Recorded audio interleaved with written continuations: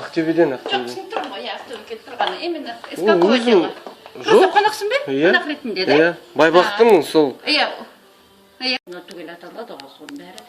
Міндетті түрде жаңа фотосуретке жаңа қосымша төлейсің тағы да 100 теңге. Төлеймін. Иә. Оны не істейін деп едім ғой, тоже балдарға көрсетіп. Иә. Тарихи жаңа соңғы деген Сырым Батырдың енді оқиға жерінде, жерленген жеріне ауылдардың әкімі арнайы экспедиция құрып барып, сол кісінің мынау жаңағы ғайып ата қорымында сол сүйегі жатыр дегенді дәлелдеп әкелген сәті 2007 жылы.